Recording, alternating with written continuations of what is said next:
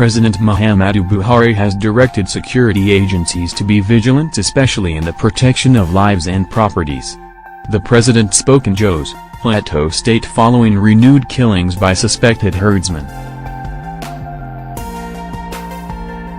Speaking at an interactive session with stakeholders in Plateau State in the aftermath of the recent killings in some communities, Buhari appealed to traditional and community leaders to complement government efforts by persuading their constituencies to tolerate one another for peace and unity in the country.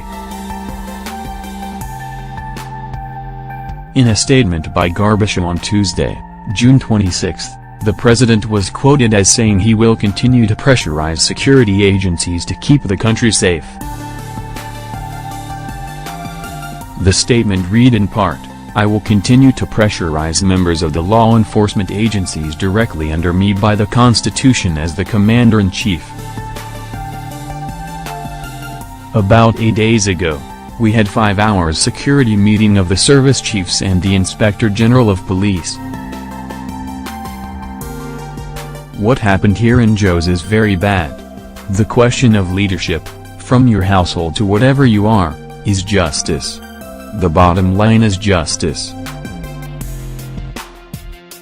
That is why wherever I go, I will always appeal to the leadership of the communities, the law enforcement agencies to always have control of their constituencies. Condemning the latest clashes in Plateau State, which left scores dead, President Buhari, who was accompanied to the meeting by Governor Simon Lalong of Plateau State and his counterparts from Kebbi and Niger, condoled with the affected families, the government and people of the state, and wished those injured a speedy recovery.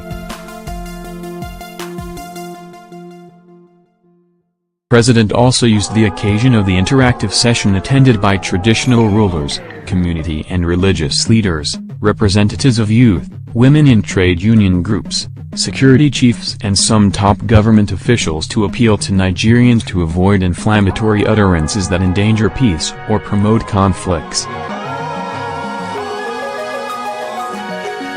Whatever is being given to the media, we have to be very responsible about it. Take for instance the situation in Benue. The Benue subsistence farmer knows that the Nigerian cattle herder that he knows doesn't carry nothing more than a stick, occasionally sometimes something to cut grass to feed his cattle. But the present herder, I am told, carries AK-47 and people are even blaming me for not talking to them because maybe, they say, I look like one of them. There is some injustice in these aspersions, Buhari said. According to him, it is noteworthy that many Nigerians still acknowledge that despite the security challenges, this administration has made notable successes in the security sector. Earlier in his remarks, Governor Lalong blamed parties in the conflict in the state for reneging on their agreement to maintain peace, leading to the recent upsurge in violence, after nearly 3 years of calm and normalcy in the state. We are concerned as a state that the sophisticated weapons used in these attacks, from the evidences on the ground and the narrations of victims, are not those conventional to our environment for self-defense but reflective of a terrorist invasion. It, therefore, demands a justified response like that which was undertaken to address the Boko Haram insurgency, he said.